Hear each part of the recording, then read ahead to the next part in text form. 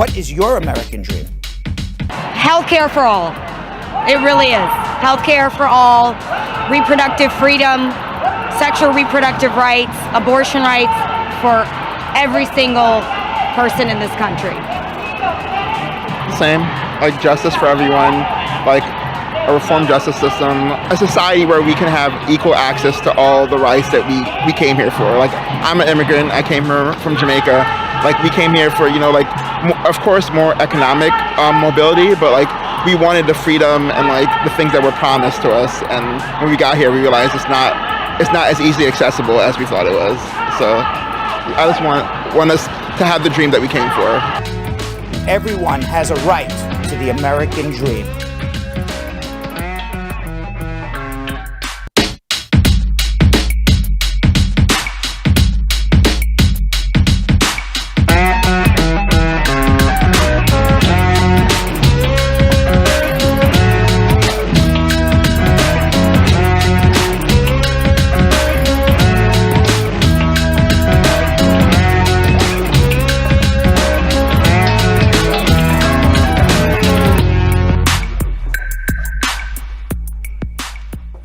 Welcome, everybody. It is May 3rd, 2022. I am with, always, Jonathan Yo-Yo Elias. My name is Brad Bernstein. This is Brad Show Live. Yo-Yo, we have a late start today. We do. So let's say right into the squad here. Jessica Leamy. Absolutely. Squad up, my loves. How are you? Carol the Tiger. Squad up, Kavar Harris. With a pre comment of the day. Mm-hmm. When you have a great immigration show like Brad Show Live, you can't afford to miss it. Please tell your family and friends about the Brad Show. Thank you very much, Kavar. Yeah. Yes, it's your word of mouth that gets it out. We do this all organically. There's no advertising. It's just here we are, and hopefully somebody watches us. So Absolutely. Please get the word out. Elizabeth Francis, squad up. How are you? Paige Samuel. Jewel Delph. Willie L. Williams.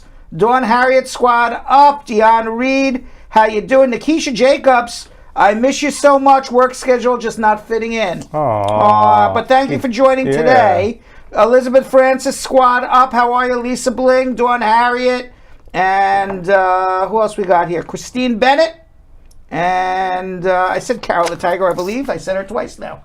The Top Cat.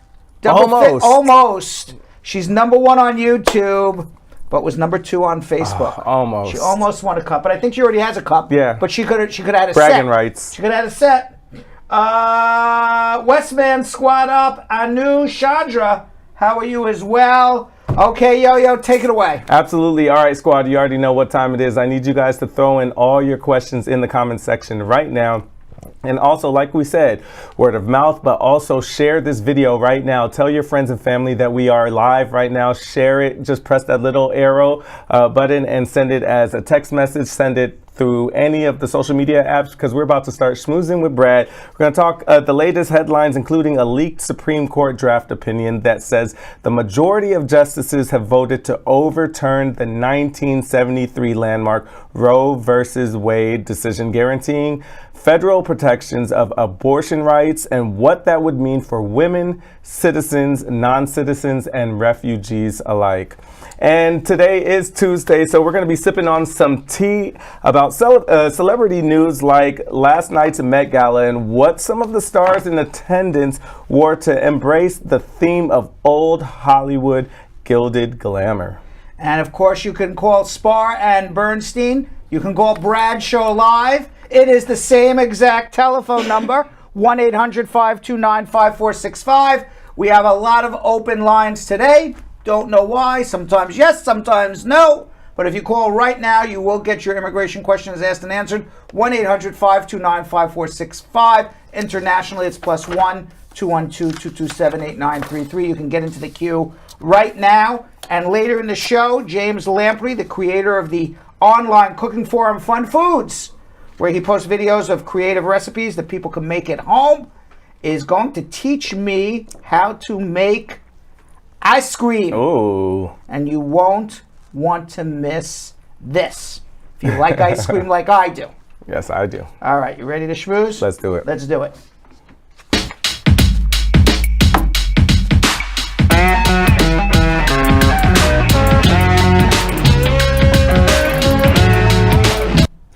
So trifling news came out in the last 24 hours since we got off the air.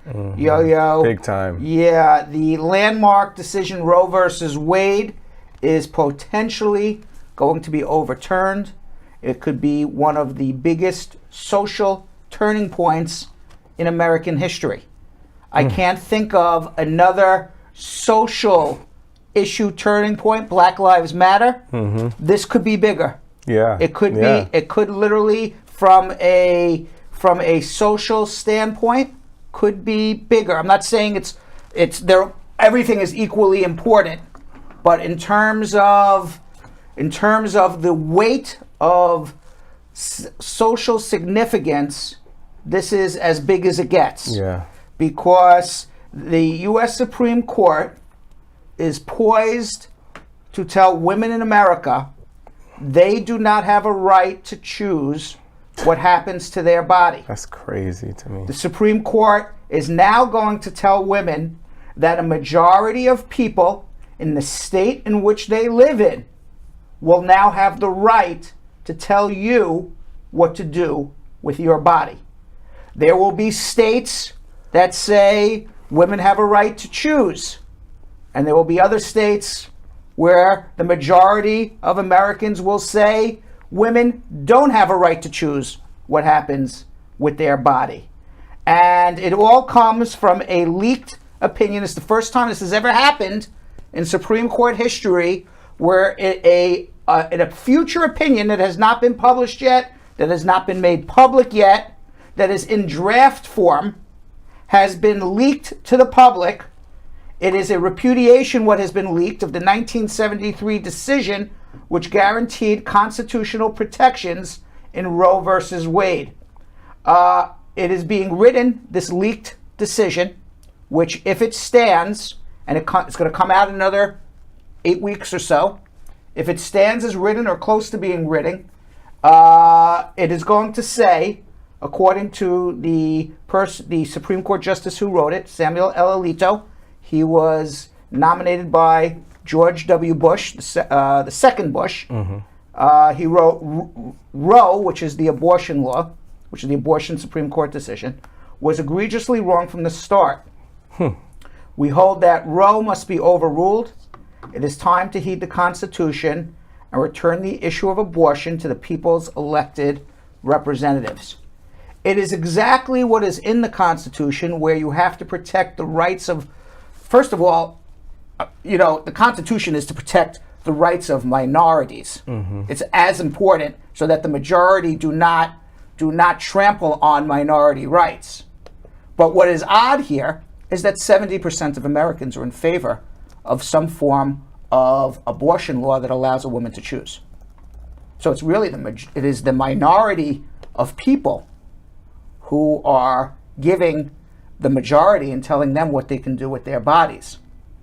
The other two other interesting issues three other interesting issues about this is, number one, if you go back to if you think about how did this happen? This happened because Mitch McConnell, if you remember back in 2016, when President Obama wanted to nominate a Supreme Court justice in his last year, refused to allow a vote. President Obama's pick would have been a pro-choice judge. That would have made, ultimately, if you believe that Roberts, who we don't know how he's going to vote, but appears that he would vote not to overrule Roe versus Wade, would have kept a 5-4 majority in favor of Roe versus Wade again. But because Mitch McConnell never allowed Supreme Court justice to be voted on by the Senate, remember the Supreme Court had a 4-4. Yeah. Okay, and that 4-4 majority changed the trajectory of everything. That 4-4 majority kept DAPA, Deferred Action for Parent Arrivals, from becoming law. So it changed so much in American fabric. And then when Trump came in, he was able to vote 3 conservative justices onto the court. The one that Obama wasn't able to vote in, plus 2 additional ones. Sheesh. And that gave a large conservative majority. Susan Collins, who is a Republican, who was one of the deciding votes on Brett Kavanaugh, who's one of the Trump judges. Brett Kavanaugh testified at the Senate. He said Roe versus Wade is settled law, and he does not intend to overrule it. Yeah, okay. It was a direct question by Susan Collins. She's now coming out and saying Brett Kavanaugh lied. Ooh. Because if he is now going to vote 2 years or 3 years later after his confirmation that Roe versus Wade is a wrong decision, then he lied at that Senate confirmation. Do you remember Brett Kavanaugh was the justice who was accused of raping a woman at a college frat or high school party? I don't remember if it was a high school party or a frat party. It was a college frat party. And the woman who came forward and was scared to come forward was ultimately ridiculed by the Republicans. Jeez. and made to be where she was the victim. She was victimized again, and eventually Brett Kavanaugh became a U.S. Supreme Court justice. If this passes, he lied under oath, and 3 years later, now saying Roe versus Wade is not settled law. What's also interesting is, from a legal standpoint, this is a huge slippery slope, meaning that if you don't have a right to decide on your own body, what other rights that affect your body now would be left to the majority of the people who live in your state? The right to contraception. Okay, if you believe in pro-life, you believe that the contraception, you shouldn't be able to take, or many people believe that you don't have a right to contraception. There could be laws that pass certain states that say you can't take a birth control pill. What? And you're going to say, well, this is my body. I can do whatever I want. Well, no, you don't have a right. There's nothing in the Constitution that says you have a right to birth control pill. This is what the Supreme Court is saying. Oh my gosh. Tell me where it's written in 1776 or 1780, whatever, when they wrote the Constitution. Tell us where it's written you have a right to a birth control. Well, guess what? There was no birth control in 1780 something. Okay? But it's not written there. There's no amendment to the Constitution. You don't have a right to it. That's a decision for your representatives. It just So it's a slippery slope. Yeah. There could be laws that pass. You don't have a right to have consensual premarital sex. Oh, what? There are countries out there where those laws exist. Yes. Okay, and people go to jail for that. And you're telling me that a very conservative state institution may not pass that law? And you would say, oh, come on, that's ridiculous. This is the United States of America. But if you don't have a right to choose your body, then you don't have a right to choose any of this, because there's no right in the Constitution to premarital sex. There's no right in the Constitution to same-sex marriage. There's no right that says that. So if you you can go on and on and on about the rights that would be taken away, your rights to your own body, from this decision. And now it's being left up to your elected officials. This is tyranny by the majority. That's what it is. So if you say you have no rights to protection, it becomes tyranny of the majority. The majority in your particular state get to choose anything that happens to you. Tyranny by the majority of the minority. She'll say, you mean of the minority? I go, no, it's tyranny by the majority of the minority. Tyranny by the majority of the minority, yes. It's exactly what it is. That's insane. Yes. And what is also, as Nikisha Jacob said, this is some bullshit. Exactly. Yeah. All right. It certainly that's is. Exactly what it is. It certainly is. And by the way, I read a statistic: 1 out of 4 women throughout their lifetime will either have an abortion or actually have a consultation about an abortion. Wow. That is affecting 25% of every woman, whether you're an American, a green card holder, an undocumented immigrant. It's affecting 25% 25% of, and God knows how many more, Right. you know, I mean, but that's the statistic. It affects every woman, affects every person. Because you can go on and on and on. What rights don't I have to my body anymore? Mm-hmm.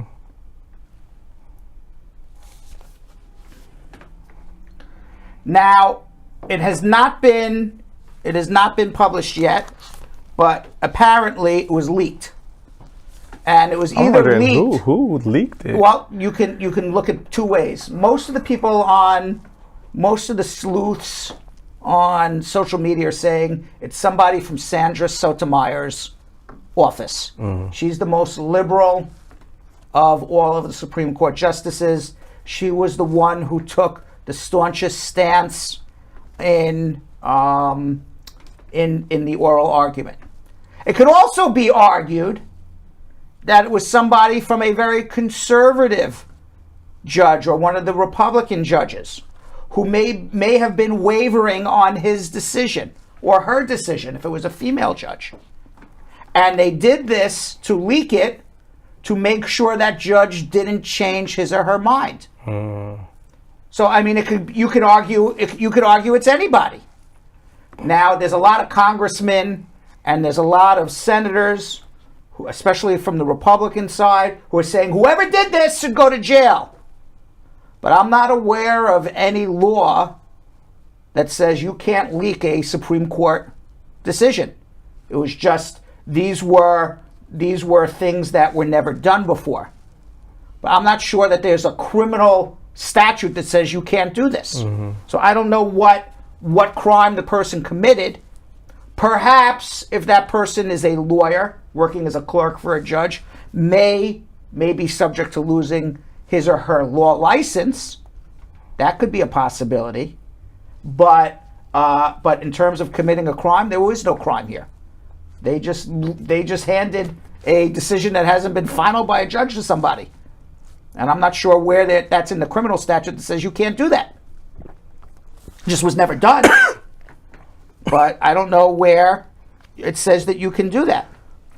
Now, one passage of Alito's draft opinion argues that social attitudes toward out-of-wedlock pregnancies have changed drastically since the 1970s, and that increased demand for adoption makes abortion less necessary. Now, I don't know where he got any of this information from. I don't know what country he lives in, but none of that is factually accurate. Right. None of it.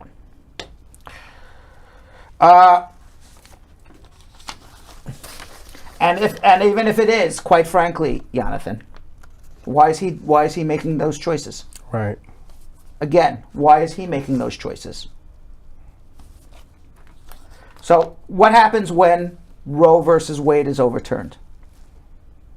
Okay, each individual state is now going to decide whether or not you can get an abortion and under what circumstances. At the present time, there's about 25 states that most people feel are going to ban abortion either outright or ban it to such an extent that it'll be almost impossible to get an abortion. Wow. So in 25 of the 50 states, you're going to be out of luck. That's a lot. Okay, which means that as a pregnant woman, if you want to get an abortion, you would have to get on an airplane or drive in a car to a state that allows abortion. Now look at the red states. That red map. You're in the middle of that red map. That's a long drive. Yeah. That is a very long drive in the middle of that red map. Yeah. Pregnant to get an abortion. Or the bottom of that red map. Right. The very now, bottom. you can get on an airplane, but not everybody has airplane money. Has airplane money, and then has to go stay in a hotel room. Right. And then has to go pay for an abortion. Okay, it's costly. Yeah. So this is going to affect minorities. This is going to affect poor people. And by the way, these are, forcing people to have a child that's not ready to emotionally give to a child, that's not ready to physically give to a child, that's not ready to perhaps bond with a child. Maybe this person was raped Yeah. Do you know there's over 5,000 pregnancies a year from rape? How could you force somebody to have that child? That would be...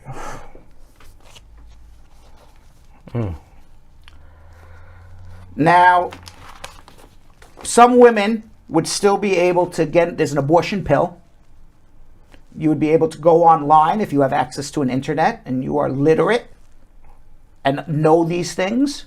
And you could presumably buy an online abortion pill from a state that abortion is still legal and ship it across lines. Doing something like that would scare me. Yeah. You know, I'd rather like do it in a facility, you know, work with, you know, the actual doctor. So like the fact that a woman would have to go to that length, you know, to get an abortion, it's crazy. Do you know what the first thing that popped into my mind is when I saw this?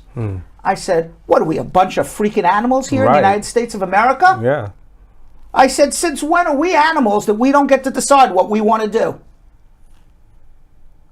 And by the way, being pro-choice doesn't mean I'm pro-kill child. Right. It means this unborn child is in my body and I have a right to choose what happens to my body. Yeah. You don't have a right to force me to change my body, to have this unborn child grow in my body. So now, like, even like, so what do where do we go when, you know, we're talking about health issues? Like, if you know that you can't take, you know, you can't handle a child in your body, and you feel like, you know, some of us, sometimes you feel, you know what your body can handle, and you're like, I don't think my body will be able to handle this. I don't think I will live. So like, you have to still have it. You still have, in certain states, Missouri, for example, depends on what the state law passes. Missouri, the state attorney for Missouri, they passed a no abortion law. Doesn't even matter if you were raped, if there's a health issue with a mother, you got to have that child. How does that make sense? You got to have that. So you want a child to come into this world with no parent. And the state attorney, what about how about bringing an unloved child into this world? Yeah. Okay, what about bringing a child who doesn't get any care into this world? Is that fair? No. To that child? By the way, the United States has joined only 3 countries in the world since the 1970s that has gone backwards with abortion. The entire trend around the world is to be pro-choice, except if you live in Poland, El Salvador, and Nicaragua. And by the way, we're talking about how it's going to affect, you know, poor and minorities. It's also going to affect refugees. It's going to affect immigrants. Okay?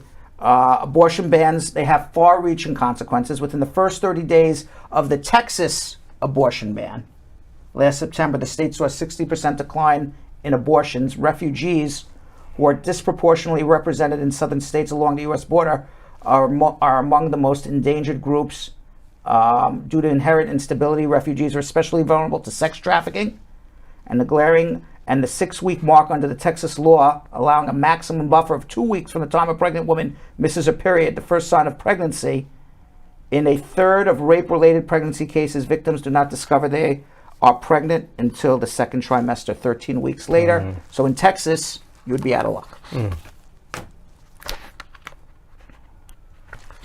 The whole thing. By the way, this turns the entire election this November upside down.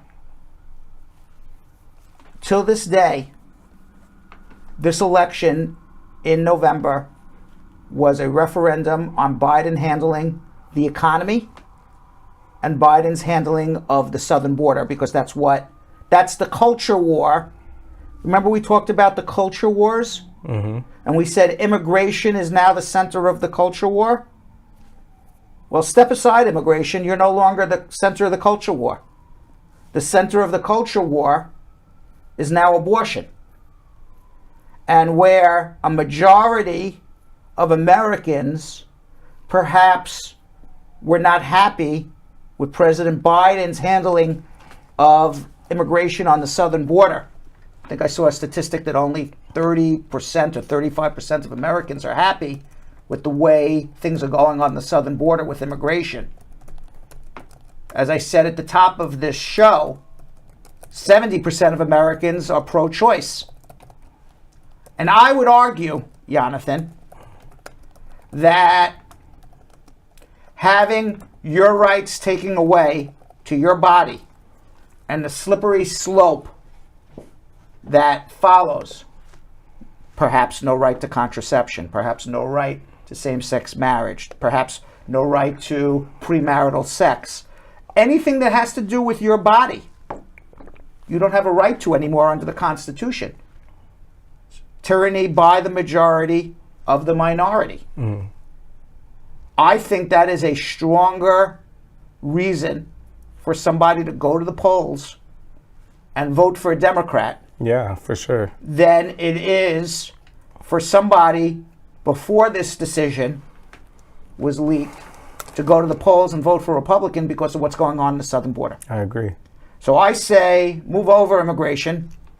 The new culture war is abortion. And I would bet, I don't know for a fact because we got to see how it's going to come out, but I would bet that this will make more people go to the polls and vote for Democrats, and regardless of inflation, because that was the other big issue against Biden, inflation, which was a result of COVID, by the way, because we had shut down, and then we gave a lot of money from the government to everybody, so everyone had a lot of money. And then when we were shut down, nobody was spending it, so now everybody's spending it. So, and we have supply chain issues. So a lot of this is beyond Biden's, of course, what he can do. But the buck stops with the president, so people are angry. So, the Democrats were looking to get sloshed. The big concern is they were going to lose the Senate and the Congress and the House of Representatives. Now, I think this is a bigger issue than any of those two. Yeah, I agree. It is more personal, and it hits home, and I think it makes the right to choose what you do with your body makes somebody a lot more angrier than the cost of gas or the fact that there's some people at the border trying to come into the United States. Given those three things, what would make somebody the angriest? What do you think? To go to the polls and vote. I think majority of probably. I'm not gonna hold you. I think the gas. You think gas? I think it would be a good tie because gas affects a lot more people than just abortion. Because like you said, even majority was voting for the abortion, and that's why I have a problem with it because it's like why are men? You're a man. Yeah, that's what I'm saying. Why are men? Why are men? I'm not saying me. A woman. No, I'm not saying me. But go ask a woman what's more important. They both make you angry. No, I'm not. Go ask a woman what makes you more angry. I didn't say we're not talking about what's more important. I'm not saying what makes you more angry. Yeah. Go ask a woman what would make you more angry. Of course. And if that was the case, then we would say abortion. But when we're saying the majority of everybody, I think just when it deals with people's pockets, because like I feel like somebody even in the comment was like, if I can go into a store and buy a gun, why can't I, determine what I could do with my body? Well, it's hypocritical. That's hypocritical. Yeah. Okay. All right. You don't have a right to. They say it's murder of an unborn child, but as soon as that child's born, we can starve people at the border. We don't care about people's lives at the border. We don't care about people can get shot and killed in the streets. Who cares? I just think that a lot of people are selfish, so that's the only reason why I said I think it's hypocritical, but I will tell you this, my personal opinion. Okay? Nobody likes to pay taxes, including me. At all. Okay? I'm a Democrat. I don't like to pay taxes. Democratic congressmen and senators, I don't like to pay taxes. I have no Uncle Sam in my history. Nobody likes to pay taxes, period. I remember I asked my mom as a teenager, who is Uncle Sam? And why is he taking my money? Uncle Sam was a poster from World War I. Yeah, but not my family. I don't like to pay taxes. Nobody does. No. Okay? But what I also don't like is to have my rights taken away. And if it costs me a couple of extra dollars in taxes, all right, to make sure that people are taken care of in this world and my rights are secure, that's a price I'm willing to pay. Yeah. So we'll see what happens. But I believe that it's going to completely change I think so as well. The outlook of the midterm elections. For sure. Yeah. Meanwhile, the Department of Homeland Security is stepping up an effort to counter disinformation coming from Russia, as well as misleading information that human smugglers circulate to target migrants hoping to travel to the U.S.-Mexico border. On Wednesday, the department announced a newly formed disinformation governance board that will immediately begin focusing on misinformation aimed at migrants. They say specifically there was confusion around President Joe Biden's immigration policies, combined with messages shared wildly across the Haitian community on Facebook and WhatsApp that led, you remember the 14,000 migrants that were on the border, and then there was Department of Homeland Security was on their horses. On their horses, right. Their whips. And what were those 14,000 migrants doing there at that border from Haiti? Because there was false information that was being presented to them, to them on WhatsApp and Facebook. WhatsApp and Facebook. It was false information, false stories saying that the U.S. border was open. Oh, is that why? That's why they were there. Wow. And what the Department of Homeland Security is saying is, you know who is disseminating all this false information? Who? Our friend Vladimir Putin and Russia. They are behind spreading all this false information. Which leads me to say to Elon Musk, how the hell are you going to make free speech open? Imagine on if that Twitter? just keeps on happening. How are you going to make free... nobody's going to moderate what anybody says? Literally will cause a whole... So, I war. mean, I don't... Yeah, it's nice that Elon Musk says, yeah, I want to make it open to everybody.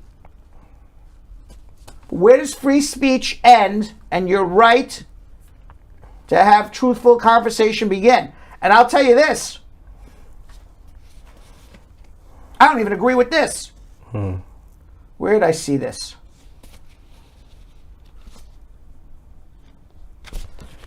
On Fox News,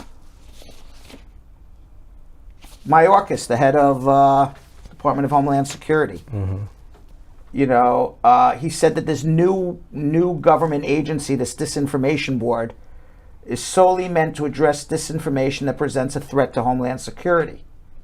He says our work does not infringe on free speech, infringe on civil rights or civil liberties.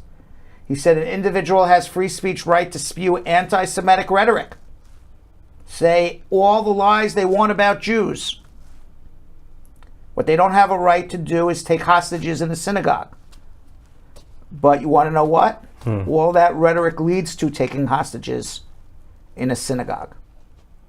So I would argue you don't have a right to say that either. Right. Just like you don't have a right to spew racist stuff against black people or Asian people. It leads to crime against blacks. Leads to Asian hate crimes. So I disagree with that. So I'm not sure where free speech starts and ends. It's a very hard thing. So when Elon Musk says, I want to give free speech to everybody, I think he's going to have a big problem. We got a lot to do here, Yo-Yo. Yeah. I just wanted to touch on one last thing before we get to our tea. Britney Griner. We've been talking about her a lot. Yeah. The State Department has now classified the WNBA player as wrongfully detained in Russia, and is being handled now her case is now being handled by the Office of the U.S. Special Presidential Envoy for Hostage Affairs. And then this agency in the State Department leads and coordinates the government's diplomatic efforts aimed at securing the release. Now, White House Press Secretary Jen Psaki said today that the decision to classify Griner as wrongfully detained was made in coordination with the hostage negotiator and the State Department. Russia is charging Britney now as being trafficking in drugs. That's crazy. She's looking at a long time in jail, and it's obviously very political. Why would she be trafficking in drugs? A multi-millionaire WNBA player, no sense. the best player in the WNBA. Right. I forgot. Yo, what was she originally? The original story was she was accused of what? She had like cannabis oil or something like that. That's they probably, said it smelled of. Yeah, that's probably what it was. And this is obviously a political setup because of what's going on between the United States and Russia and Ukraine. For sure. And poor Britney is being the held. one that, So that's scary though. yeah. By the way, I thought Jen Psaki was leaving the White House. She's still there. Didn't she announce like months ago she was leaving, Jill? But I guess she's still there. She's gone, but not yet, I guess. All right. Let's have some tea. All right. Yeah. I got to relax now after that. Boy. It's a lot. I thought maybe the tea wasn't here. Here we are. How are you? Our butler, Jay Rhymes. Jay Rhymes. Do you know every day he comes to work in this butler shirt? Really? Yes, even when we're not on air, he sometimes offers me tea. He's very nice. This is my Met Gala outfit. I mean, it does follow the theme, the Gilded Age, Yes. old Hollywood. Yes. Yes. Well, thank you very much. What is the tea today? It's called boba tea or Boba. bubble tea. Bubble it's tea. a Taiwanese drink made with tea, milk, and tapioca and fruit Okay. jelly bubbles. All right, well, thank you very much. I and appreciate are it. the bubbles? Oh, yeah, they are.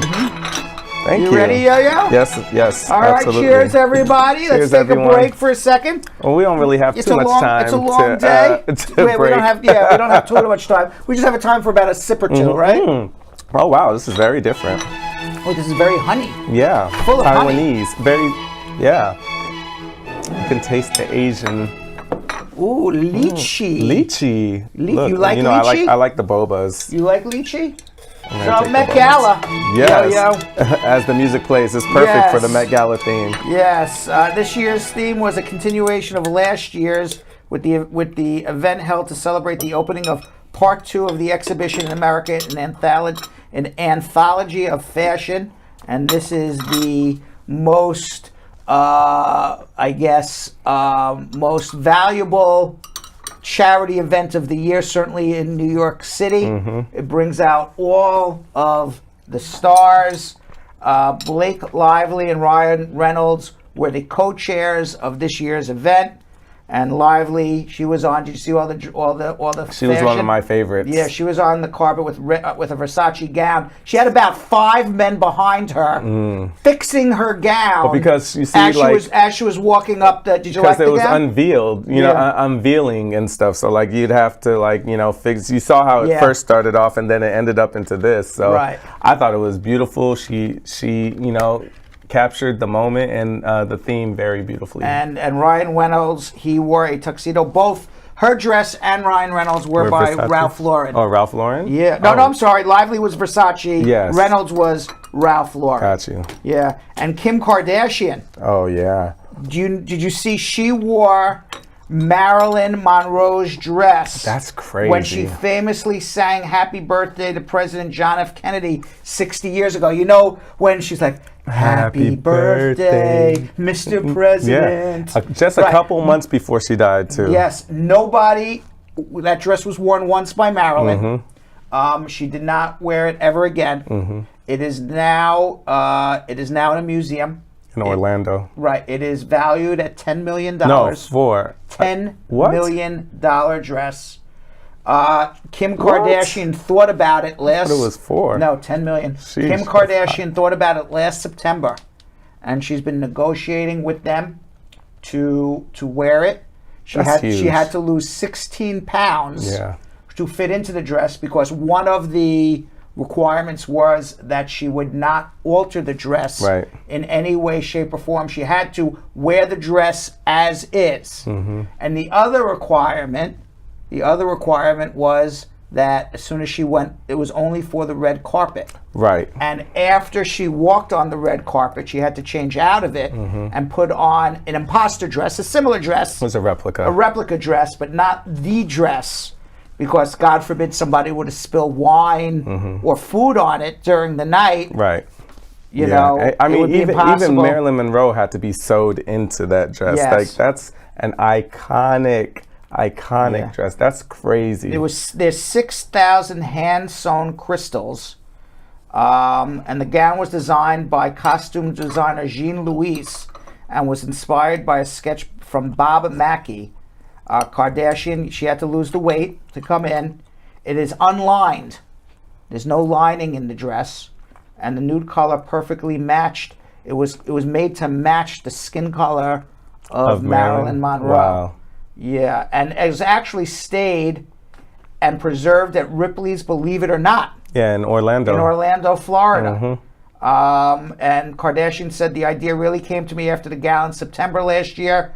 I've thought to myself, what would I have done for the American theme if it had not been the Balenciaga look? I could only imagine People magazine, like, who wore it better?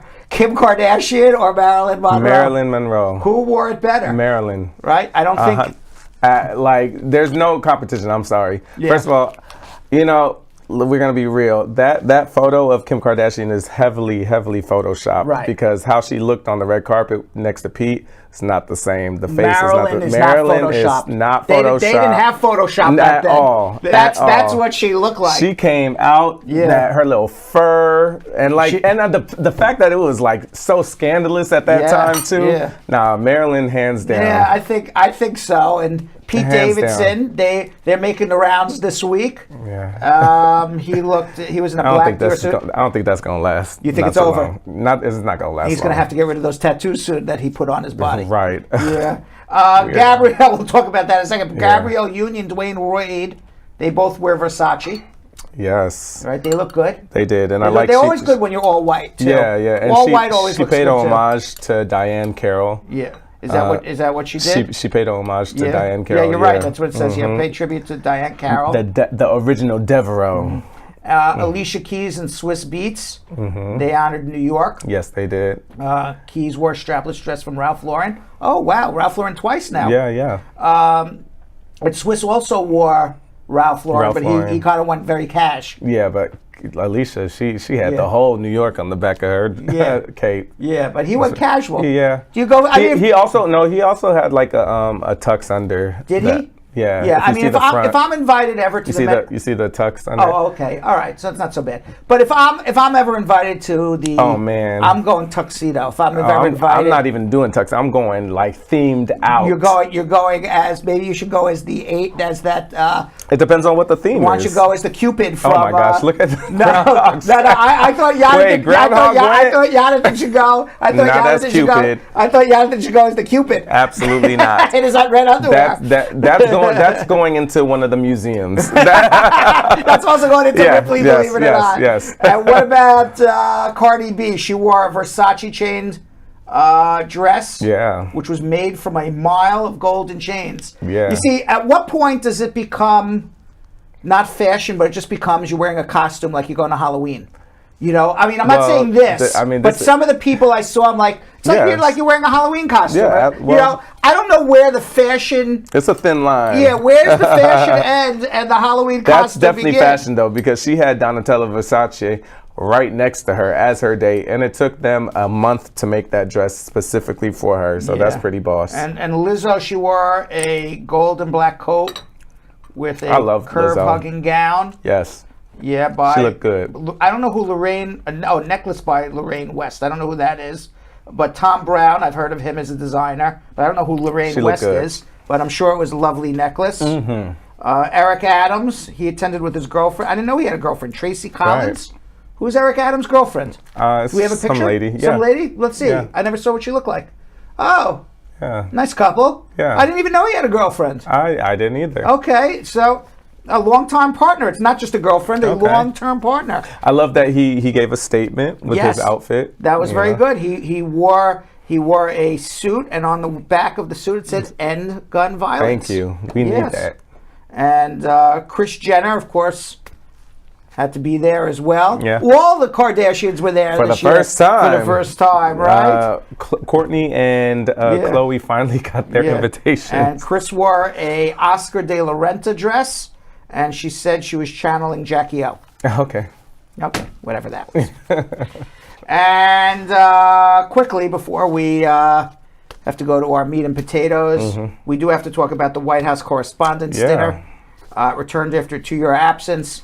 That is the big dinner in Washington, D.C. that is known for roasting politicians. Right. It's the one time where politicians make fun of each other and where comedians make fun of politicians.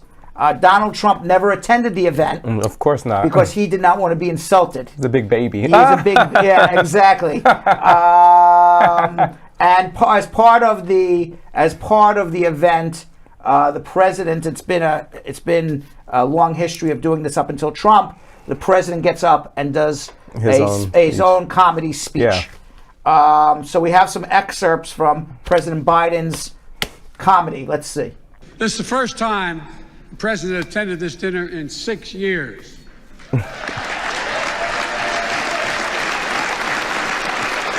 It's understandable. We had a horrible plague, followed by 2 years of COVID. That was kind of funny, right? That was good. That was kind of funny. I like that one. All right, what else? We have some more videos. Let's watch another portion.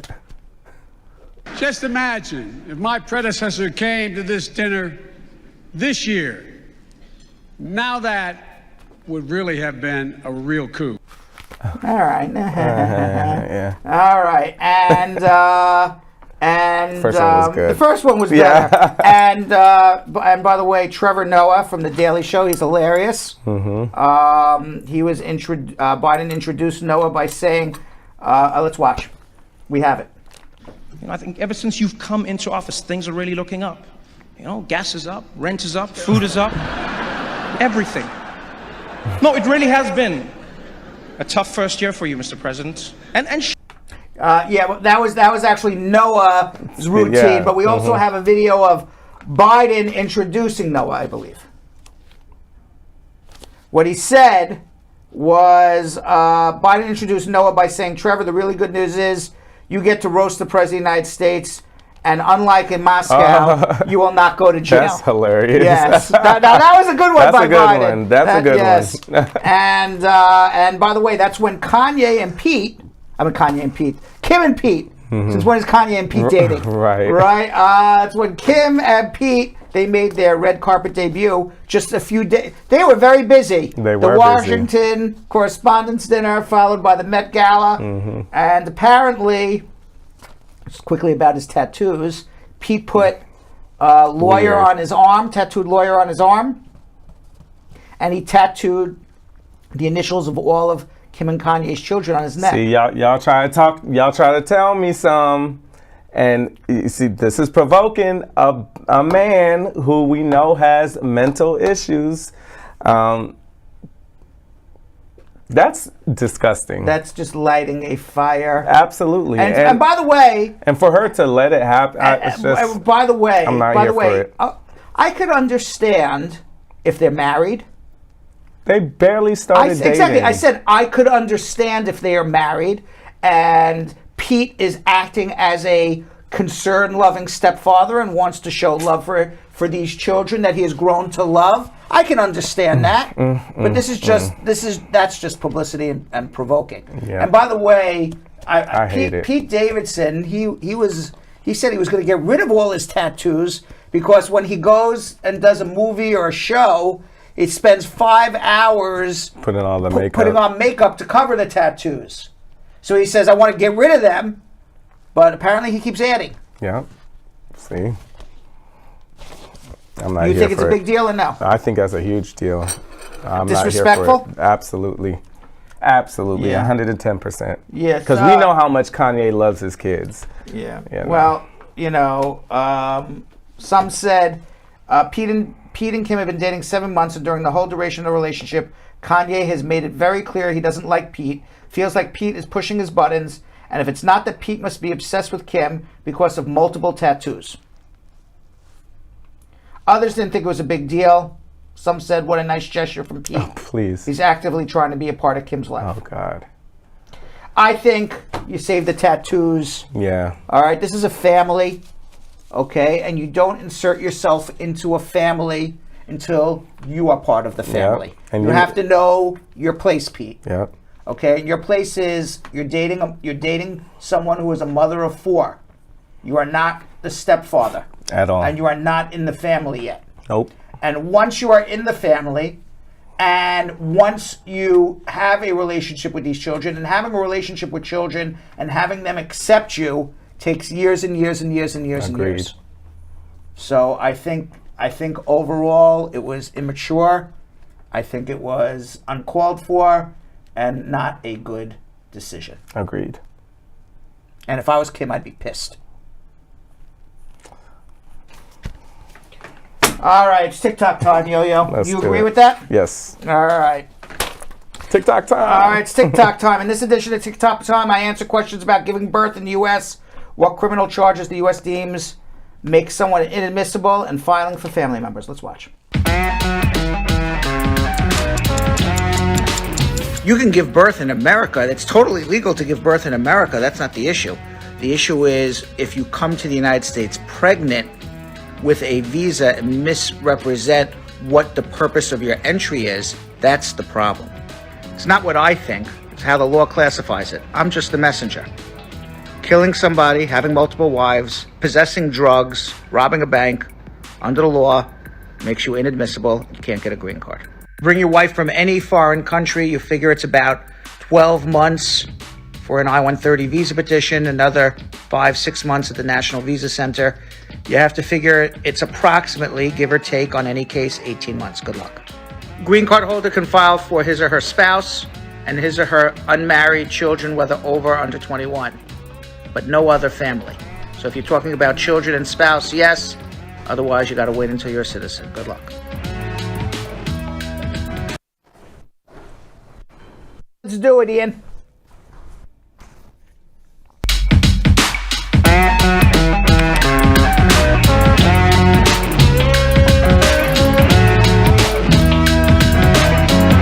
All right, Folsade in Chicago, Illinois. How are you? Hi, Brad. How are you? I'm fine. I have a question for you.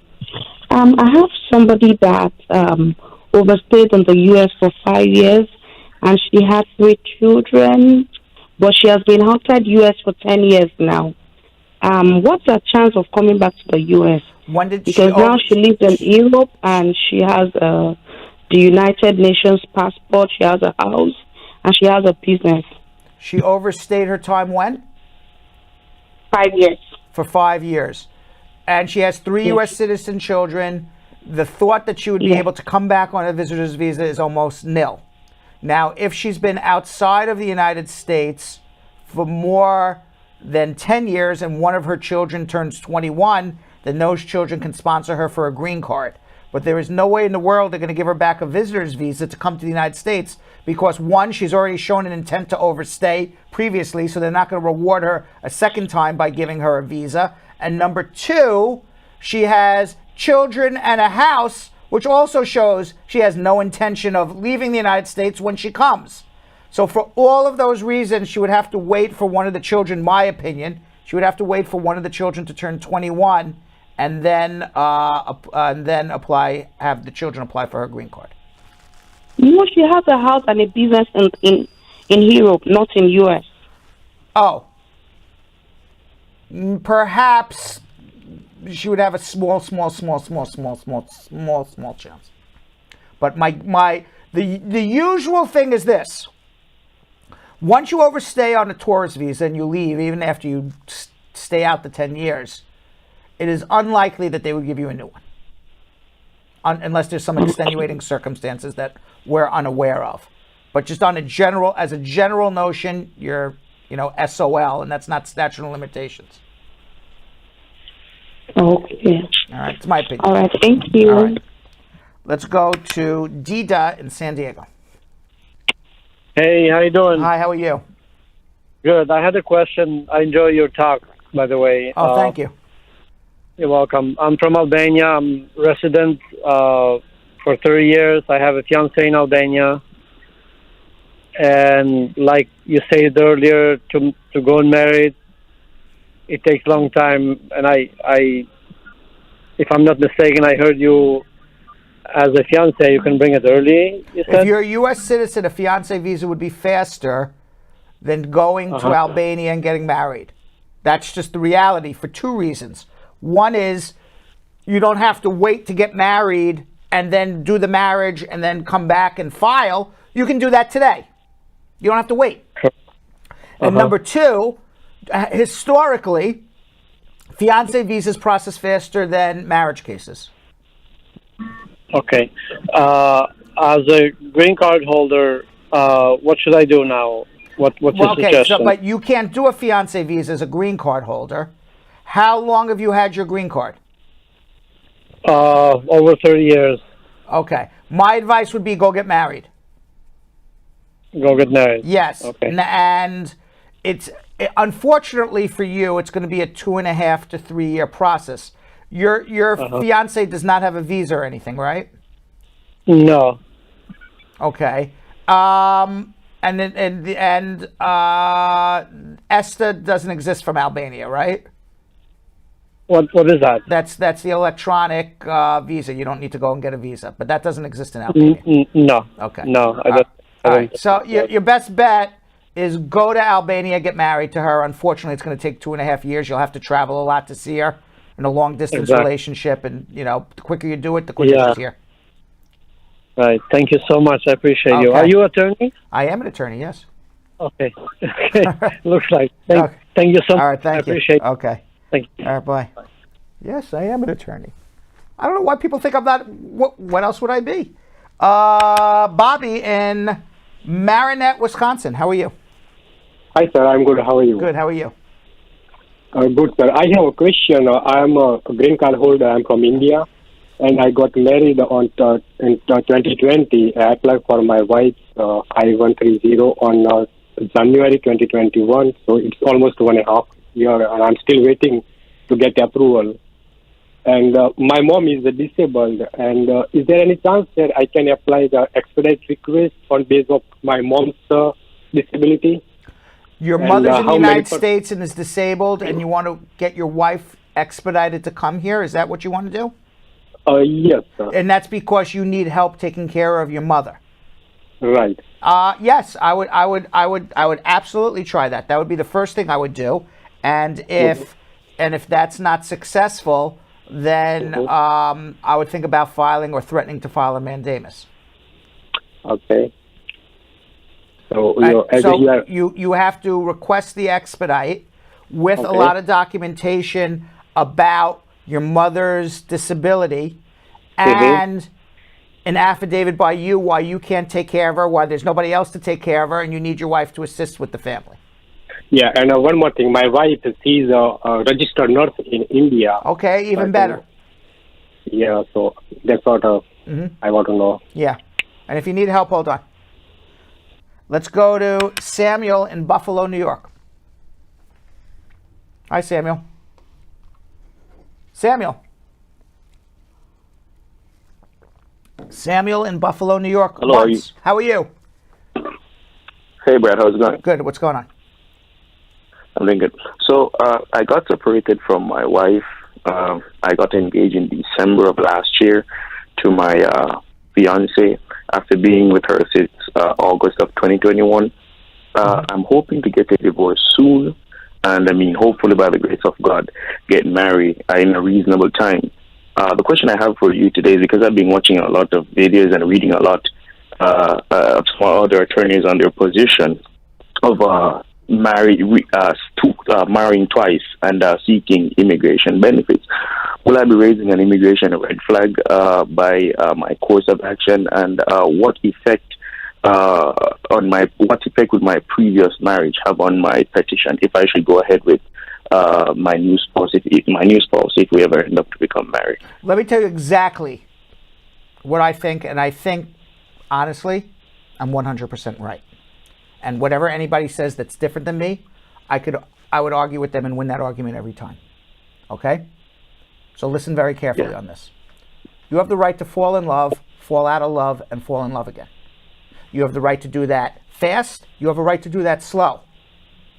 You have the right to be in love with who you want to be in love with. And there's also the reality of life that people fall out of love. 50% of America gets divorced and married again. So who is anybody to say that you can't fall in love, fall out of love, fall in love?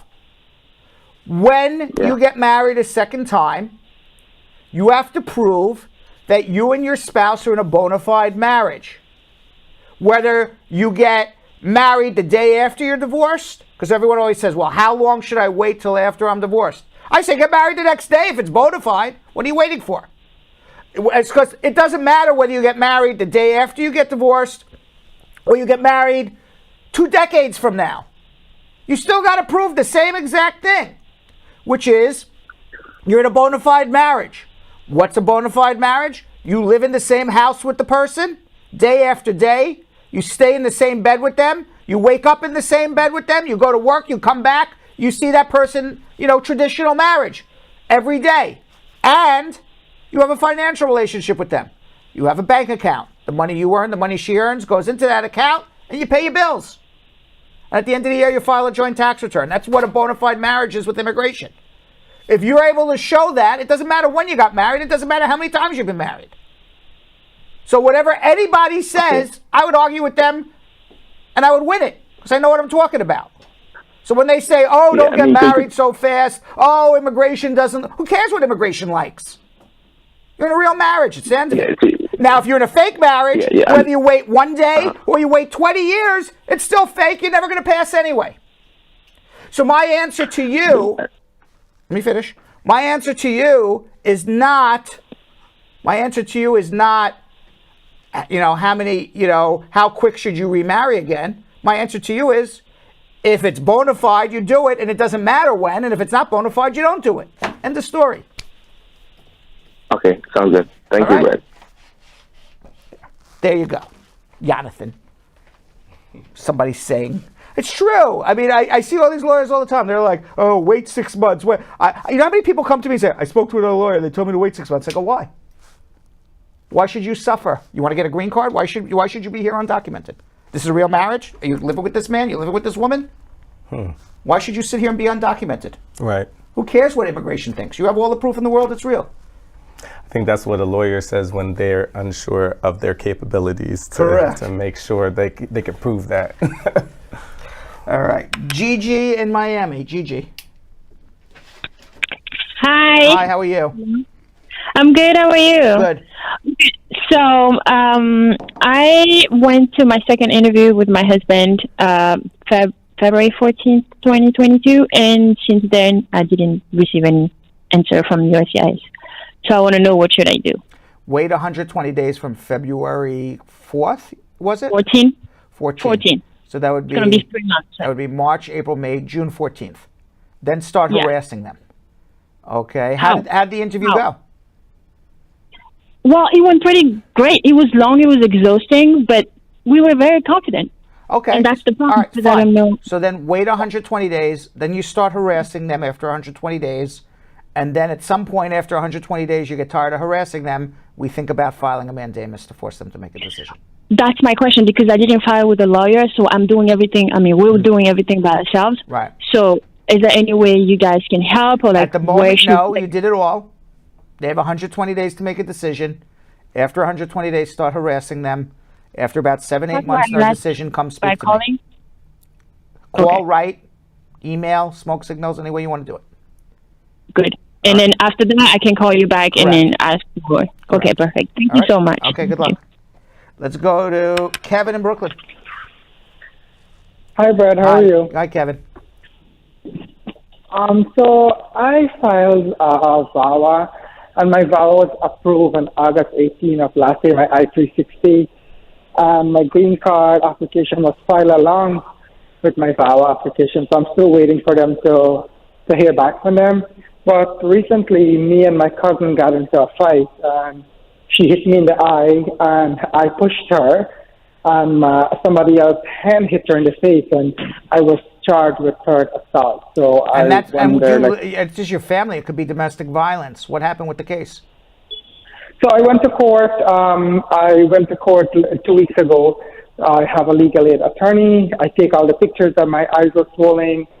And the Well, legal aid nothing's going to attorney happen said- on your nothing's going to happen on your immigration case until this criminal case is resolved. And if it's Okay. not resolved in your favor and you end up being found guilty of something, and you just admitted to everybody in the world that you just did something, so that wasn't pretty smart. Hopefully nobody knows who you are and nobody's listening.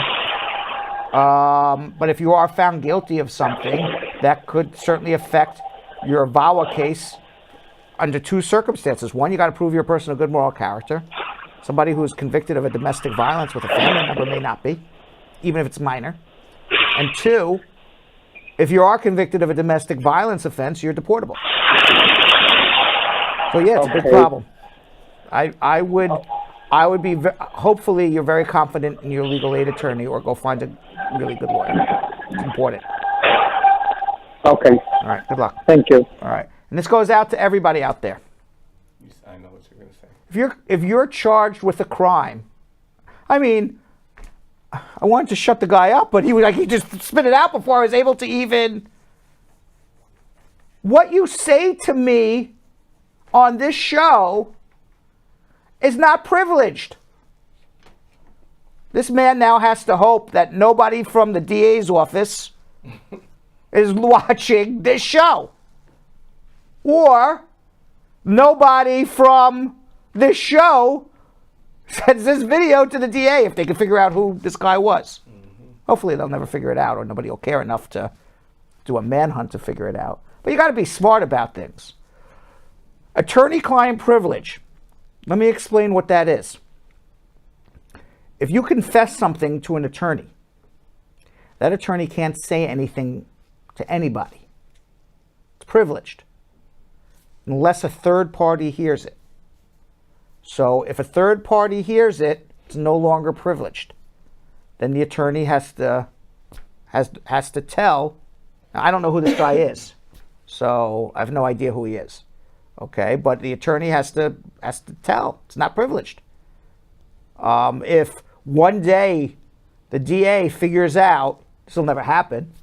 If one day the DA figures out who this guy is and says, we got to prove this case, they can call Brad Bernstein down to the stand. I can't say attorney-client privilege. Thousands of people. What was your conversation with this guy? So, and it goes, by the way, you go to meet with a lawyer. You're with your friend or your cousin. And you say, hey, I robbed the bank. It's not privileged. Your cousin heard it too. So if you're going to admit anything, it better just be you and the lawyer and nobody else. Because other than that, it's not privileged. Let's go to Chris in Boston. Oh, hi. Hi, how are you? Pretty good. How are you? Good. Thanks for your show. I watch it every single day. It's like pretty informative. I like it so much. Thank you. So I just have a few questions. I got my green card through VAWA, and I was wondering, well, it's similar to a question that a guy just asked a few minutes ago about like getting married again. But in my case, it was through VAWA, so I don't know if you have the green card. The burden of proving. Huh? You have the green card now? Yes. All right. If you got your green card through VAWA, you're free to get married. Okay. The fact that I was married, it will not affect me to like petition someone else. No. If it will not, no, I will not have to like prove the marriage was like you know. You already proved your marriage was real on the VAWA case. You're fine. Okay. This would be the problem. If it was not a VAWA case and you got your green card through just a regular marriage case and you got your green card and then you quickly divorced your wife after you got your green card and now married somebody else a year later, that's a problem. Not because you divorced your wife and married someone else, but because the law says that if you get your green card through marriage, you can't marry someone else for 5 years. But you didn't get it through marriage. You got it through VAWA, so you're fine. Okay, perfect. Thank you. All right? Okay. Let's go to Randy in Queens. Hi, Brad. How are you? Good. So a quick follow-up to a question I previously asked. If an employer wants to sponsor me from like undocumented. Can I use my mom's properly filed F4 petition to qualify for an employment-based green card? Did you call about this before at one point? Yes. Yes, I called about this one, but I don't think I explained myself properly. Okay, so explain it well. So let me, yeah. So if the employer wants to sponsor me, and you told me you were not physically here on December 21st, 2000. No, and I don't want to use a new petition. I want to use my mom's petition. I understand that. Okay. Yes. So, because I remember your call. Okay. Yeah. I want to use my mom's petition All to right, get you have to prove, if you were getting your green card through your mother's petition, we're going to get very technical here, and maybe you want to have a consultation with me, and we'll go through it. Okay? Because I'm thinking about getting to hire you. That's why, yeah. Okay, fine. So then let's have a consultation, but based on what you're telling me, you're not. But, because you were not physically here on December 21st, 2000. And yes, you are correct, because I remember our conversation from the other day. Yeah. Yes, you are correct. You don't have the main beneficiary has the physical presence requirements. Right, I can use my mom's petition, but I can get an employment But base. you are not. If you were getting your green card through your mother's petition, you would be accurate. If you are using, if you are using your mother's petition, to grandfather you based on a new case that you are doing, then you need that physical presence requirement. Even if I'm using my mom's petition? Yes. Because I thought that it was only her. No, I've answered that the other day, but let's have a consultation. We'll go through it all. I promise you. Okay? I'm not leading you. I just don't want you to do the wrong thing. Yeah, because I really want to. Hold on, Randy. You make an appointment. Hold on. All right. Let's go to Musana in Queens. Musana. Hi, Brad. Hi, how are you? I'm okay. I have a question, Brad. So I filed my VAWA in 2016. Got approved. I got approved in 2018, and they keep sending me a work permit since 2018. So the funny thing about this case is my daughter, she's in Jamaica, and her case got approved. Her case is at NBC right now. Her case got approved. Why did she have a VAWA case separately? No, actually, I filed an 824 for her because... So you have a green card then? You just never got it? You're a lawful resident. You just never got it. Wait. I'm sorry. Listen, what I'm saying. I'm sorry. Just hear me out for a second. Okay. So I filed an 824 for my daughter because the lawyer didn't put her under my VAWA. So what I did was I did an 824 for her, and her 824 is approved. She's at the NBC right now in Jamaica, but I still didn't get my green card in my hand. So I'm a little bit confused what's going on with like immigration. All right. So a couple things. All right. Your lawyer can't include your daughter's not included on your VAWA. She's considered following to join. So doing the I-824 was the proper thing to do. Yes. If your I-824 would not have been approved and sent to the National Visa Center if your adjustment application was not approved. So apparently you have been approved for your lawful permanent residence, but your green card never got manufactured or got lost in the mail. Oh my God. So why is it not showing me when I put in my case status online? It's still showing me. I don't have the answer to any of that, but we can get to the bottom of it and figure it out. But I know you're a lawful resident because your I-824 would have not been approved. Okay, so so I have to come into you. Unless you did the I-824 for the I-360, but not the adjustment. I did it for the I-360. I did it under the approved I-360. Did you ever do an adjustment application? Yes, I did. I have a pending 485 right now, yes. All right, come in and we'll figure it out. We'll probably do a mandamus and finish your case up in 2 minutes. Okay, yes. All right. Hold on. Who am I calling? Nobody. Hello? Pizza, please? We're doing a show. Can you imagine? In the middle of the show, I just call for pizza? Listen, if it's for the crew, yeah. That'd be hilarious. I'm like, the show's running long today. Let's order a pizza for everybody. Amanda in Albany. Hi, I'm Brad. Hi, how are you? I have a question for you. I'm doing good, thank you. So, my husband's case was approved and sent to DOS.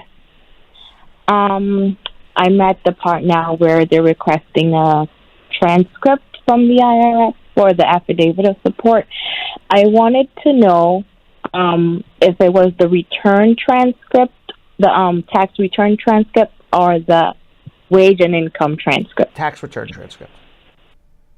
Okay. And what is the difference between the I-864 and the I-864-EZ? Easy is easier. It requires 1 year's taxes versus the I-864 is 3. They accept both, but if you're going to do the easy one, your income should be very high so that there's no question you can support your family member above the poverty level, 125% above the poverty level. And is that the 125%? Right. Okay. My office, we always do the harder one because then there's no issue. Okay. The regular I-864. I have one more question. Yes. What are the required civil documents? Required what civil documents for what? That the NBC asks you to upload to the website. Well, you need a police certificate. Is that what you're talking about? Or the marriage certificates and birth certificates? Yes. Are those the only things? Yeah. Prove your relationship. Okay. All right. Thank you. You're welcome. All right. Let's go to Massup in Plantation, Florida. No. Hello. Hello. Brad. Yeah. What's up, my brother? What's up? Big up to the panel, yeah? Thank you. Yeah. You know where he's All from. right, You know where he's from, Jamaica. Right. All right. What's up? He's Jamaican? Am I Jamaican? No, nobody here is Jamaican, but we're honorary Jamaicans. Okay. No problem. Welcome. Nice to have the family in the house, eh? All right, what's up? All right, quick question. I am married, but my marriage is in shambles, okay? Oh gosh. And yeah, it's in shambles. It's irretrievable. Okay. But guess what? My wife had filed for my 12-year-old son. Do you have a green card? Yes, I have a 10-year green card. Okay, so you're done. It's now your son. Pardon me? You're done. It's just about your son now. No, sorry, repeat that. I said you are done with your immigration. You got your 10-year card. This is just an issue with your son. Yeah, with my son. I'm just recapping what you're saying. Oh, okay. Yeah, I got you. My bad. Okay, go ahead. Yeah, so what I'm saying is that we are on the brink of getting a divorce. Okay. How do I proceed with the process that she has gone through to file for my son now that we are getting separated? Well, you have two choices. One, she would be willing to continue, and you would have to say you're getting divorced, but she would have to prove that she has an independent relationship with your child. If she's not willing to continue, if she's never met the child, then you would have to scrap that case and you file as a permanent resident father. All right, put it this way: she's not gonna continue. So with the then case. file an I-130 for your son as quickly as possible because you know that case. Yeah, but how do I scrap the one that she has put in already? Just forget about it. It's no good anymore. She can withdraw it if she chooses to. You have no control over that because you're not part of that case. That's your wife filing for your stepson, but her stepson. But you can file another case for your son. Just that case dies because nobody does anything with it. Oh, automatically. So it's just automatically it'll die eventually when nobody responds, or your ex-wife will withdraw it, one or the other. But you file for your son now. The quicker, the better. Okay, true. So therefore, I don't need to get a lawyer to have them scrap that for me The or lawyer anything like can't scrap anything because the only person who could scrap it is your wife. Oh. But it doesn't matter. There's no effect on you filing. Okay, I got you clearly. All right, another question. Yeah. I am a citizen. Sorry, it's not for me. I'm asking for a friend of mine. Okay, your friend's a citizen.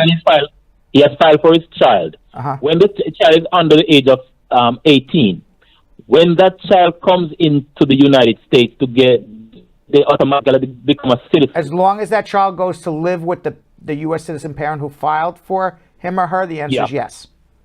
Yeah, but do they need to apply for the citizen? Immigration should mail a certificate of citizenship rather than mail a green card. If immigration makes a mistake and mails a green card, then you would have to apply for the certificate of citizenship. Okay. Last question on the same matter. The child becomes 16 years of age. In Jamaica, once you're 16 and over, you normally get a biometric fingerprint. We call it a fingerprint, a police record, police report. They don't need it because the child's an automatic citizen when they come. You don't have to fingerprint. If once that child's over 18 and not entered the U.S., they're fingerprinting. Oh, okay. So he won't need a police record in Jamaica. He will not need anything as long as he enters the U.S. before the age of 18. Oh, of 18. Okay. Okay. Perfect. All right, Brad, you've been doing a great job. I appreciate You're better than enough of the lawyers that we talk to. I appreciate You're like one of the best. Thank you. Keep up your good work. Thank you. All right. All kind compliments. I appreciate it. I wish the world would listen to you. I wish so too. You're a very smart man. Thank you. Okay, have a good one. All right. Say hi. Oh, well, I hung up on him. Say hi to the world. I don't know who he wanted to say hello to. Sorry. Sam in Chicago. Hello? Hi. Hi. I have a question. I filed a 130 for my wife, and I also followed it up with a I-29. And at first it was showing it was in Nebraska, but when it became active, I went to check it. They said they had transferred it to Potomac, and after that, they put it on active status, actively reviewing the case since September to now, and it's going to be 1 year this month. So I was wondering, what should I do? Well, you can wait, and should be dealt with shortly. After 1 full year, you can threaten to file a mandamus, which is to force the government to do their job. We seem to be doing that a lot these days. It seems to work. You threaten to bring them into court and say, I'm going to sue you if you don't process my case. I have a right. These are immediate relative petitions. Immediate means you have to immediately approve these cases or deny them. You can't sit with them for over a year. At the Potomac, it's supposed to go active next month. I mean, the case is supposed to come current. Well, that's why I said if you want to wait another. Sometimes you don't, to spend all that money to do something that's going to happen anyway in a few weeks. So, my advice is always wait at least a year. If you don't get anything, then call us. Okay. All right. Thank you. Okay. All right. Let's go to Rhea in Houston. Hi. Hi. Good night. Good night. I have a couple questions I wanted to ask. Go ahead. The first one is, I came up on a K-1 visa along with my daughter. We recently got our employment card and Social Security in the mail. But my husband is abusive, and he always threatening to divorce me. So I was wondering if he divorces me, how does that affect me? You have the 2-year card, right? No, I haven't gotten the green card as yet. But you came up with the immigrant visa. Yes, the K-1. And you haven't gotten the green card yet. Your husband's already abusive to you. Since I came here, yes. So okay, so let me tell you a couple things. Yeah. Okay, number one, nobody says you have to stay in an abusive relationship. Mm-hmm. Number two, you can leave your husband. If he's abusing you, call the cops. Yeah. Okay? Because I will tell you, A, no one has a right to live in an abusive relationship. And two, there is no better proof to prove that you and your husband live together than the cops showed up to a domestic argument. Right. Okay? Because ultimately, if he abuses you, you need to save yourself. And also, you're going to ultimately leave the guy, and you need proof that you live there because it was a short marriage. So there's no better proof than the cops showed up. Okay. Call the cops if he touches you, get a police report, and leave him. And then what will happen is you'll be able to remove the conditions of your permanent residence either as an abused spouse and get your 10-year card, you and your daughter, or you could divorce him and get your green card that way too. Okay. All So right? whether he divorces me, that doesn't affect me if I file for VAWA, right? Well, wouldn't even be VAWA. You would just be removing the conditions based on abuse. Okay. Or you get divorced and you do it based on divorce. Either way. Okay. And then how next thing, okay, well, I guess I don't need the rest questions because you answered most of them here. All right, but don't stay in an abusive relationship. There's things you can Thank do. you. All right, if you need help, hold on. Oh, she hung up. And by the way, if you didn't get your immigration questions asked and answered, you can always follow me on Instagram at Real Brad Bernstein. Drop me a DM. I'll try to answer your questions as best as I can. Many times I answer them. Sometimes I'll say you need a consultation, but just drop me a DM, direct message, for those who don't know the lingo, at Real Brad Bernstein. You could also follow me at Brad Show Live. Not follow me, follow the entire show. Excuse me. You don't like 2 hours of us, but you like 30 seconds of us. Best place to check us out is on Instagram at Brad Show Live. And of course, you can follow our fastest growing social media platform, TikTok. I owe the world some TikToks. I haven't done them in almost a week now. A lot going on in my life, but I will get to all of them shortly. Just leave your questions in the comment section, and I will give you a personalized video directly right to you answering your question for the whole world to see. And you guys can follow me at Jonathan Elias TV on Instagram. And later in the show, I'm going to be making some ice cream, Yo-Yo. Yeah. Not any type of ice cream. What kind? Bubblegum. Oh. Cotton candy. Oh. All sorts of different ice creams. Very different. Right. All different sorts of ones we made. We made bubblegum ice cream. I think we filmed the cotton candy one with the creator of the online cooking forum FunFoods, James Lamprey, where millions of viewers from around the globe can find videos of his creative recipes, try them at home. Cotton candy ice cream we filmed. Awesome. And today we hear what Donna Collar, an attendee at the NYC Reproductive Rights March, would like to see in U.S. immigration reform. Now, as always, squad, let us know in the comments what you would like to see as well. What is the number one change you want to see in U.S. immigration reform?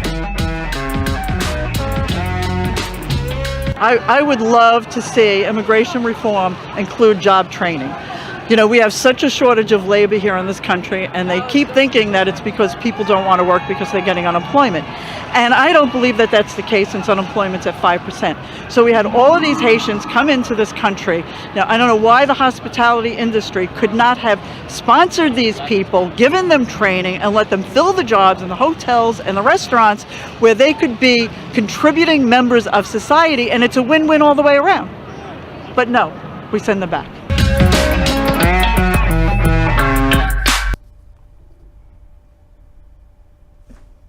Here we are. By the way, we are now, Jonathan's been scouring the internet, Facebook, YouTube, for the best questions, issues, and problems of the day by all of our squaddies. Let's do it in social media. Check it.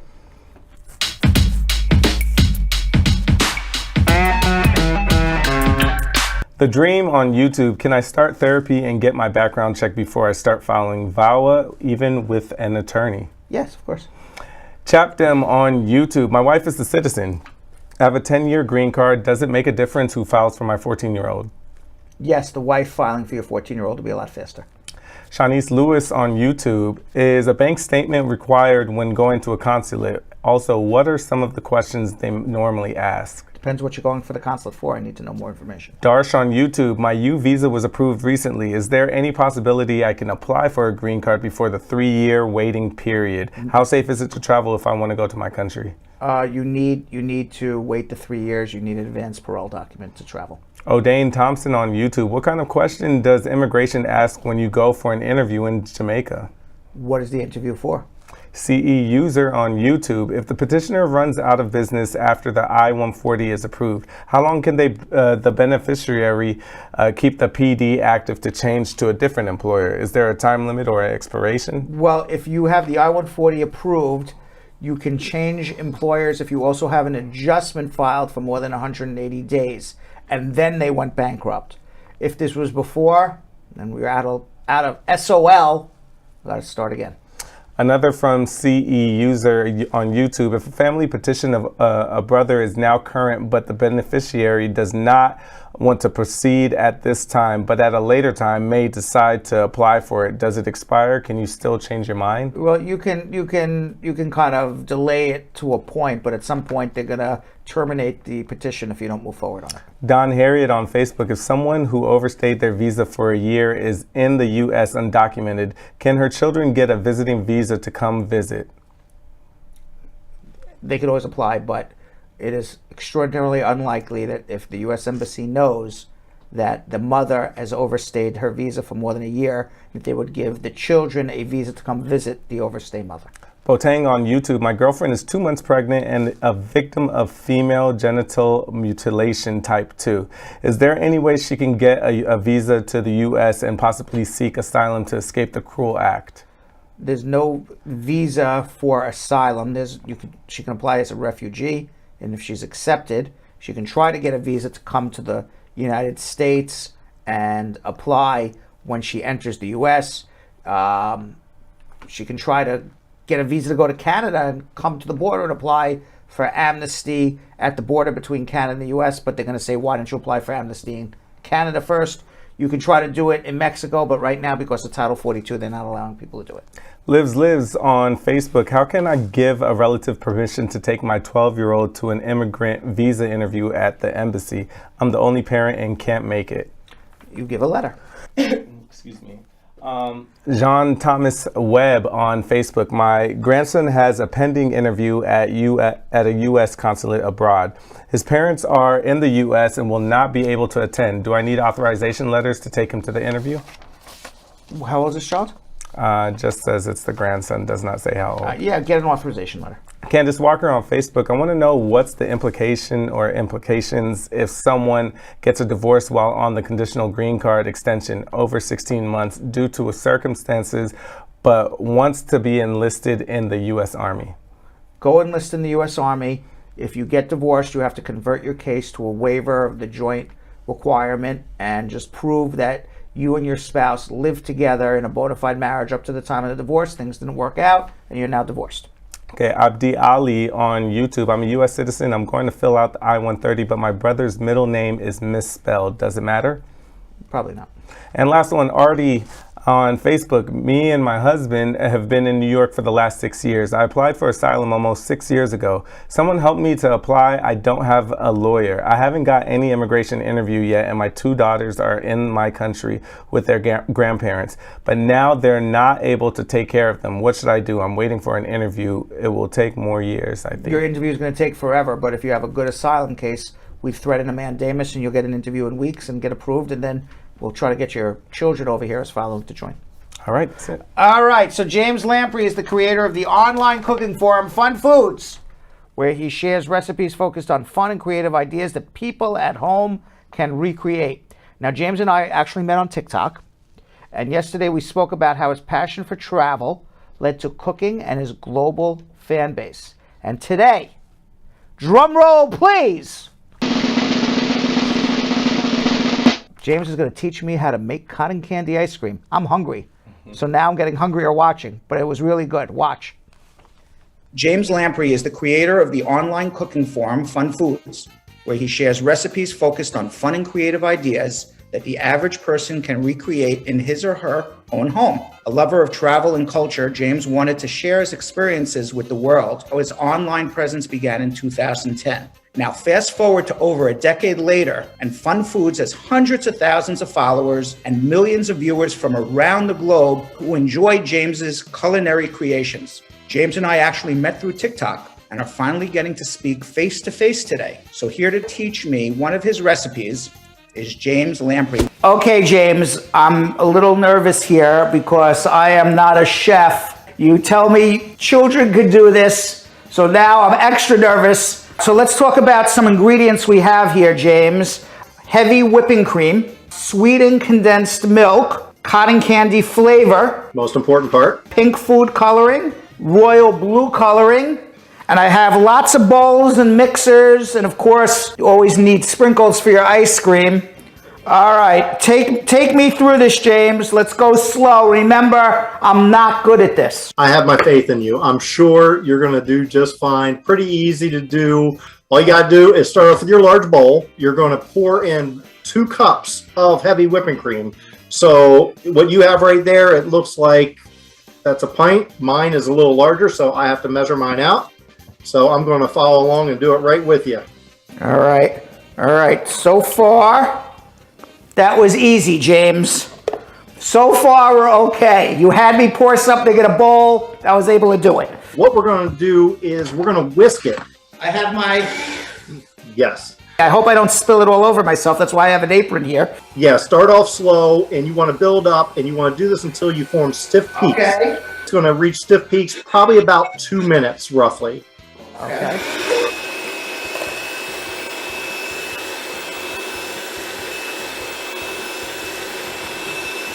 James, this is the most work I've done in the kitchen in 20 years already. It's bubbling up, for sure. James is so cool and calm doing this. Like he's done this a million times. Exactly. How many times have you made this, James? Oh, at least 30 times I've made ice cream. How's your cream coming along? Does it look like that? I'm starting to get that. When you lift this up, did it form a straight up peak where it doesn't fall over? No, not yet. We got more to go. Here's another way. I don't know if you want to do it, but if you hold it over your head and nothing comes out, it's good. Try one more second. All right, I think it's ready. Just like that. So that looks good, James. So from here, we're going to add in our sweetened condensed milk. Should be 14 ounces or 1 whole can. I have my condensed milk here. Pour the whole thing in. Okay. So far, very easy, James. Oh yeah, this is the easiest part. And now that's in. I have to mix this, I assume? At this point, you can either do one of two things. You could mix that right now, or we can add a little bit of our cotton candy flavoring. Let's add the cotton candy flavor. And, you know, a little bit goes a long way on this, believe it or not. And you said this is the key ingredient, right? Yes. Okay, because without cotton candy flavor, it will not taste like cotton candy. No, it'll just taste like sweetened condensed milk and cream. So you want to pour roughly about 5 or 6 little drops. If you put too much, no big deal. It's just added flavor. 1, 2, 3, 4, 5. Okay, so where do we go from here now? Okay, so right here, we want to pull out our hand mixer. We want to fold this over. And it's important we don't over mix it. So you're just folding, you're just grabbing your mixer and just folding it. So you're folding kind of like the cream into the heavy milk. Exactly. So that's what you're doing. The sweetened condensed milk is getting folded into the heavy whipping cream. And remember, we whipped up that cream. We want it to be nice and fluffy. You don't want to over mix it, because if you over mix it, then it takes away the fluffiness of that heavy cream. But you do want to mix it until it's like one consistent color, because you could probably see that sweetened condensed milk is a slightly different color than the heavy cream that we mixed up. And I have to tell you, James, I think I'm doing a good job here. I didn't think I was going to, but you're a very good teacher. Yeah, I knew you'd have no problem with it. So I didn't have confidence in my abilities here, but I have to tell you, it's coming out so far really, really good. It should be like basically one consistent color. Make sure you scrape down the sides. Don't forget that. James, what do you think? From what I could tell, they look okay. So now, am I putting half in the other bowl? Is that what I'm doing? When you think of cotton candy, you think of pink and blue. And I just want to divide it into 2 separate bowls. So you take half of it, put in one bowl, keep the other half in the current bowl you're in. Okay, get that. Let me try not to make a mess here. Okay, very good. And now, this is the magic. I have blue food coloring right now. Okay, so take that, put it into one of the bowls. Doesn't matter which one. So probably 4 or 5 drops. I did 7. That's fine. All right. And I have my pink, so I guess I should equal 7 too for this as well. 1, 2, 3, 4, 5, 6, 7. Okay. Mix it up. All right. So it's nice, consistent color. And now we're going to mix our pink. And I'm very smart here, James, because I have 2 different mixers, so we don't use the same spoon for each and mix the colors up. Exactly. So now I have my blue, James. Yep. And I have my pink. Yep. All right, so what are we doing now, James? Put it into a freezer-safe dish. I have a Tupperware dish here. I have one too. There you go, perfect. What you're going to do is you're not going to pour everything in at once, because we want to kind of separate everything. So you can start off with one color. Just put a couple blots on one corner. and grab your other color. Put blots next to it. It's okay if it overlaps. It's all good. Okay. And just keep doing this until it fills up. All right, let's see what I do here. And then you plop the pink next to it. You don't put it on top, right? Yeah, you can put it next to it. It's really up to you. This is my creation. All right. So I'm putting a little blue, a little pink, and I'm kind of making my own pattern here.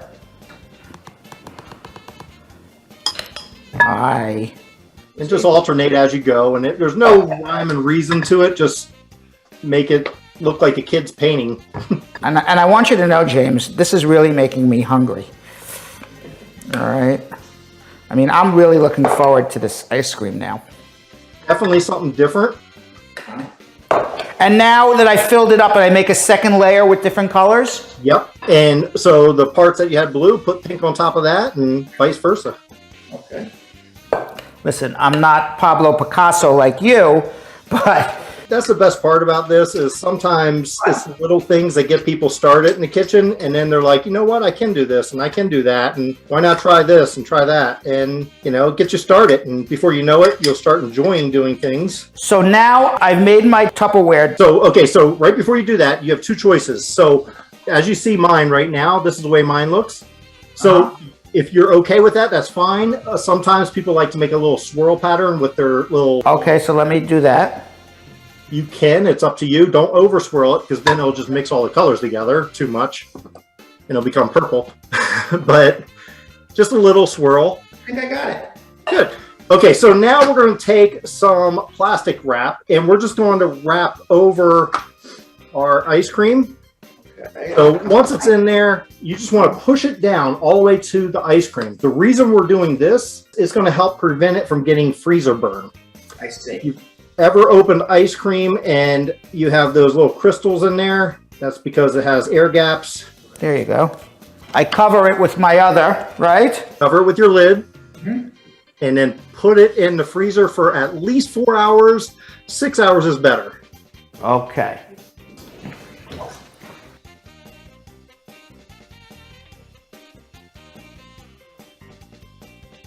So we're 4 hours later, James. We can get it out of the freezer now, right? All right. And let's see what I made here. Here's my... Ooh. Looks good. How many scoops do you usually do? 2, right? 2 to 3, but to get the good shot, you want at least 3 to 4 shots, perfect circles. All right, I don't have perfect circles, but we'll try our best. Okay. And of course, we have our sprinkles, James. That's right. Gotta add sprinkles. How could you eat ice cream without sprinkles? Especially cotton candy ice cream. Okay. All right, so I am excited now. And we'll see if this tastes good. Wow. Wow. Taste the cotton candy? Mm-hmm. Good. Wow. You should make an ice cream store. This is amazing. Yeah. Again, lines would be around the corner, James. This is amazing. Thank you for coming on. Thank you for sharing your amazing story. Congratulations to you on all of your amazing success and continued success. This is unbelievable, amazing. I really appreciate your time. Fabulous. Thank you. Well, thanks, Brad. Thanks for having me. I really enjoyed the conversation we had, and I'm glad you liked the cotton candy ice cream. I wish everybody was in the studio here. Yo-Yo was laughing at me, man. I didn't get none. Yo-Yo was laughing at me cooking. I think everybody in the comments was laughing at you cooking.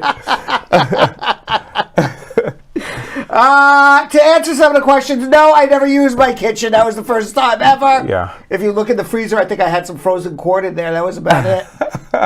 And yes, I'm going to stick to my day job, answer the immigration questions. Yeah. But that was a lot of fun. Thank you very much, James. All right, you ready for speed round? Let's do it. All right.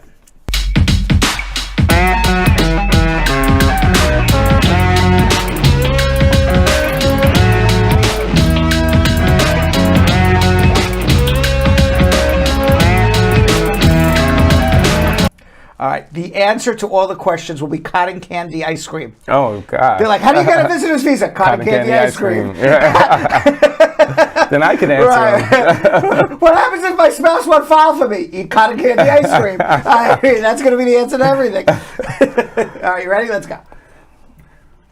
Why 751 taking so long for USCIS to adjudicate? COVID, Trump. Can LPR file for a married daughter over 30 living abroad? I can't file for a married daughter. How long does it take to receive the green card after VAWA is approved? About 8 weeks. So I need to file for both I-10, W-7, and W-4 if undocumented. You would do a W-7 for an I-10. How long does it take to get your 10-year green card after you file for it? I don't know who's filing for you. How long can a U.S. citizen stay out of the country? Forever. How long does it take for a green card holder to file for children under 21? About 2 years. 797 approval based on 360 has a priority date of March 2019. Will my case be processed soon? For your adjustment, yes. My nephew overstayed, then returned. Can he come back if his mom files for him? Oh, forget it. Yeah.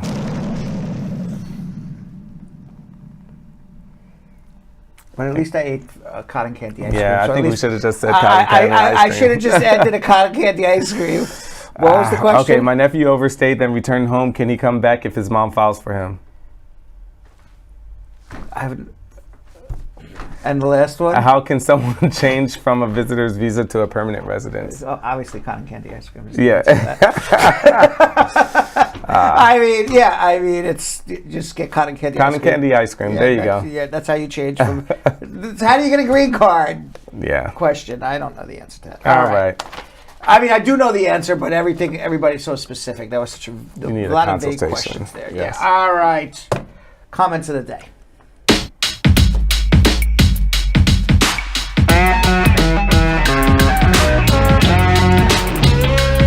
All right, our first comment of the day comes from Cynthia Wallace saying, there are a lot of things in the news that I don't understand, but thanks to you, Brad, I'm learning. Trust me, Brad squad up for real. Oh, thank you. Yeah, we get that a lot. All right, our second comment of the day. Milosov Minkov saying, as always, Uncle Brad is a savage, amazing and knowledgeable about immigration, the best attorney ever. Don't just call on the show, book that consultation. You won't regret it. Oh, thank you very much. I appreciate that. That's awesome. And we got one from Sarah Smith. Waiting for mine, Brad. You look good in the kitchen.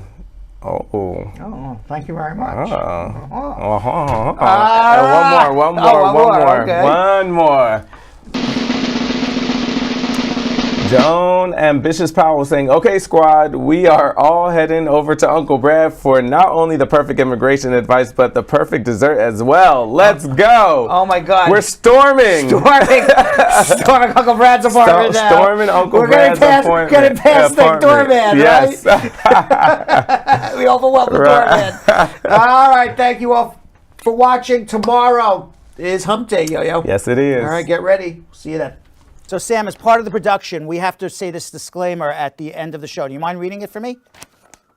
Okay, but you know, Brad, I have to do everything around here. Forget it. I'll do it. The proceeding was information only and not specific legal advice. Consult an attorney about your individual situation. Prior successful results do not guarantee a similar outcome in the future. To make an appointment with the Spar and Bernstein Law Firm, located at 225 Broadway in New York City, call 1-800-529-5465. That's 1-800-529-5465. Easy to remember, 1-800-LAWLINK. That's 1-800-LAWLINK. Once again, make a call to 1-800-529-5465. And of course, link up with the law offices of Spar and Bernstein, located at 225 Broadway on the 5th floor. If I were you out there, make the call, make the link, make the connection, make it Spar and Bernstein. 1-800-LAWLINK. That's 1-800-529-5465. And visit us now at our Connecticut office, 221 Main Street, Suite 501, Hartford, Connecticut. Visit us in Connecticut or in New York at 225 Broadway. That's 1-800-529-5465. 1-800-LAWLINK, 1-800-529-5465.